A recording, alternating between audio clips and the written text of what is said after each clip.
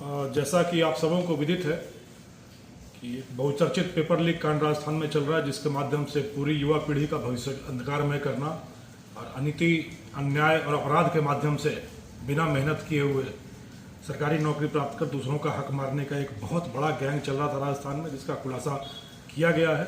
और इनके king pin के खिलाफ पूरी राजस्थान पुलिस एक साथ एकजुट होकर लगी हुई है इनकी गिरफ्तारी, उनके खिलाफ कार्रवाई के लिए। तो उसी क्रम में पांचवी गिरफ्तारी जोधपुर के साइक्लोनर सेल के द्वारा, जोधपुर रेंज की विशेष टीम के द्वारा पेपर लीक के पांचवें किंग पिन की गिरफ्तारी की गई है, जिसका नाम शैताना राम बिश्नोई है। इस पे 50,000 रुपये का इनाम पुलिस मुख्यालय से घोषित था। बड़े हैरत की बात है कि ये जोधपुर पुलिस में कांस्टेबल के पद पे कार्यरत है और महत्वपूर्ण पदों पर काम कर चुका है जोधपुर पुलिस में। CST टीम तक में काम किया हुआ है इसने। और 4 मई को जब इस पर पूरी विवेचना के बाद, पूरे अनुसंधान के बाद जब इस पर इनाम घोषित हुआ 50,000, तब से लगातार फरार चल रहा था और तब से इसकी तलाश में हमारी टीमें भी घूम रही थीं। पिछले 1.5 महीने के अथक परिश्रम के बाद हमारी टीमें दक्षिण भारत में काफ़ी समय तक घूमती रहीं और हैदराबाद में, बेंगलोर में पीछा करते करते अंत में अभी हमने आज सुबह इसको गंगानगर से, राजस्थान के गंगानगर से गुप्त ठिकाने से, बड़े सुरक्षित तरीके से गुप्त ठिकाने पर छुपा हुआ था। 3 दिन तक गंगानगर में भी हमारी टीम ने रेकी की और अंत में इसके ठिकाने को पहचान कर आज सुबह इसको वहाँ से उठा लिया गया है। इसके साथ जोधपुर के भी कुछ अपराधियों के होने की सूचना थी, परंतु ये अभी फिलहाल अकेला मिला है। हो सकता है बाकी इसके पूछताछ में बाकी लोगों को भी सूचना मिले। शैताना राम सांचौर का रहने वाला है।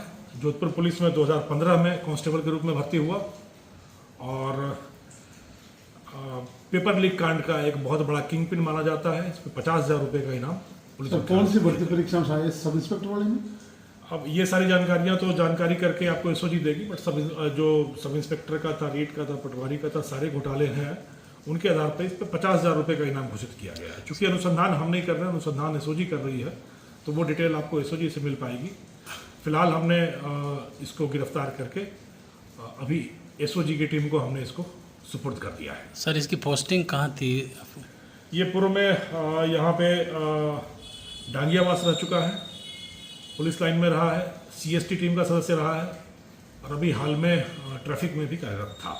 सर, जो फरारी का पूरा समय हैदराबाद में निकाला, इसने कहाँ कहाँ गया? फरारी विभिन्न इसके अनुसार पत्नी का इलाज भी करा रहा था। ये कुछ समय तक छुपकर, अलग अलग जगह पर छुपकर इसने फरारी काटी और पिछले करीब 15 दिन से गंगानगर में अपने एक रिश्तेदार के सुरक्षित ठिकाने पर था।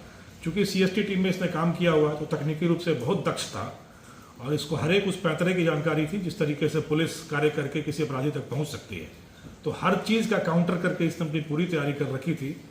तो हमारे मानवीय सूचना और तकनीकी सूचना की टीमों को डाल के साथ पात की कार्रवाई करनी पड़ी। और जब कोई समझदार आपके घर में रहा हुआ कोई अपराधी हो तो आपके सारे चेष्टाओं को उसके ऊपर से इस पर पार पाना एक बहुत ही दुरूह कार्य था।